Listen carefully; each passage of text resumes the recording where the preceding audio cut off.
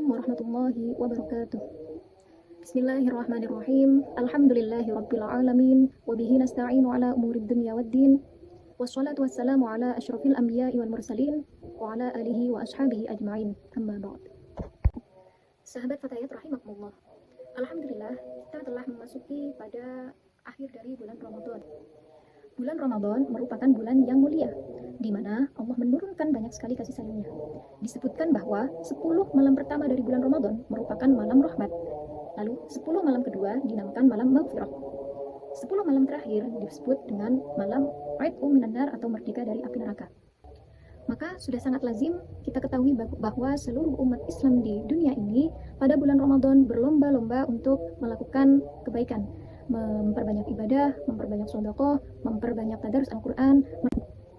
Namun, apakah kita sudah sangat yakin bahwa amal kita diterima dengan sempurna oleh Allah Subhanahu wa Ta'ala dengan tanpa rusak sedikit pun pahalanya? Sungguh betapa banyak dari kita yang tidak menyadari bahwa kita semua berpuasa namun tidak mendapatkan apapun dari pahalanya. Kita berpuasa di bulan Ramadan kecuali hanya mendapatkan rasa lapar dan dahaga saja. Mengapa bisa begitu? Ya, karena terkadang tanpa kita sadari kita adalah orang-orang yang berpuasa namun tidak bisa menjaga lisan kita dari perkataan yang buruk, dari perkataan yang tidak baik, dari perkataan yang sia-sia.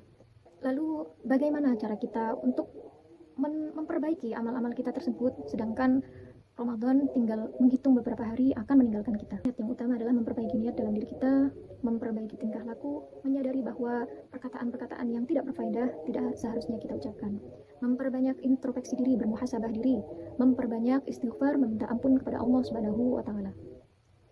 Kemudian ada satu hal lagi yang bisa kita lakukan untuk menambal pahala puasa Ramadan kita, dan ini merupakan salah satu hal wajib yang kita harus lakukan di bulan Ramadan. Apa itu? Hal tersebut yakni menunaikan zakat fitrah. Perintah tentang menunaikan zakat fitrah sendiri dikatakan turun kepada Rasulullah SAW pada tahun kedua Hijriah, 2 hari sebelum Hari Raya Idul Fitri. Arti zakat secara umum yakni mengeluarkan kelebihan dari harta yang kita miliki untuk diberikan kepada orang yang berhak menerima. Dikatakan dalam sebuah hadis dari sahabat Ibnu Abbas radhiyallahu anhu, beliau berkata bahwa Rasulullah SAW mewajibkan menunaikan zakat fitrah bagi orang-orang yang berpuasa di bulan Ramadan untuk menyucikan mereka dari perkataan-perkataan yang kotor dan sia-sia, dan juga untuk memberi makanan bagi saudara kita yang miskin. Zakat fitrah sendiri adalah bentuk dari zakat badan atau zakat jiwa yang wajib dikeluarkan oleh setiap muslim, baik itu laki-laki ataupun perempuan, kecil ataupun dewasa, merdeka ataupun budak, yang dikeluarkan untuk dirinya sendiri dan juga untuk orang-orang yang berada di dalam tanggungan nafkahnya, selagi dia memiliki persediaan yang lebih atau persediaan yang cukup bagi dirinya dan keluarganya di hari raya Idul Fitri serta malam harinya. Bentuk dari zakat fitrah yang wajib kita tunaikan harus berupa bahan makanan pokok dari umumnya bahan makanan pokok di suatu daerah tersebut. Seperti kita adalah orang Indonesia, yang mana bahan makanan pokok kita adalah beras. Maka kita sebagai orang Indonesia menunaikan zakatnya harus berupa beras. Apabila kita memiliki uang, tidak memiliki beras namun memiliki uang, maka uang tersebut harus dibelanjakan beras terlebih dahulu, baru kemudian dizakatkan. Tidak cukup hanya uang semata. Sebab hikmah dari zakat fitrah itu sendiri adalah memastikan bahwa semua umat Islam bisa makan di hari raya Idul Fitri.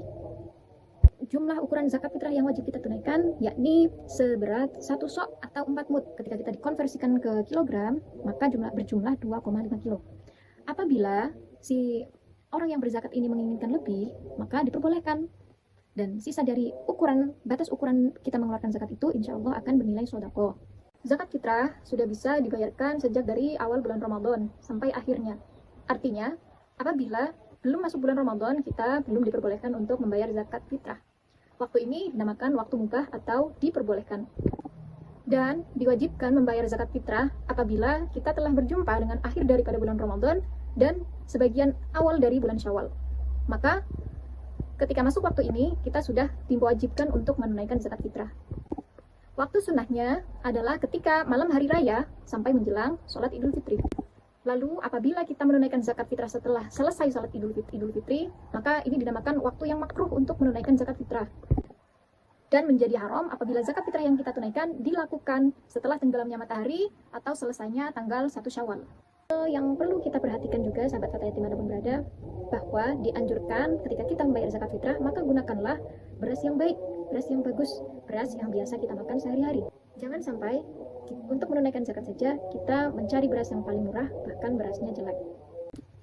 Dalam sebuah hadis, Nabi Shallallahu Alaihi Wasallam bersabda, "Shaumu syahri Ramadana mu'allaqun baina sama'i wal ard, wa la yurfa'u illa bi zakatil fitri." Pahala puasa dan ibadah lainnya di bulan Ramadan ini menggantung atau ngambang di antara langit dan bumi, yang mana pahala ini tidak akan sampai kepada Allah Subhanahu wa taala kecuali apabila telah menunaikan zakat fitri. Semoga kita semua bisa menjadi hamba-hamba yang 10 malam terakhirnya ini aitqum minan nar, alias atau selamat dari api neraka. Semoga ketika Ramadan meninggalkan kita semua menjadi pribadi yang lebih baik, pribadi yang lebih istiqomah dalam beribadah kepada Allah, sehingga kita berjumpa dengan Ramadan di tahun berikutnya.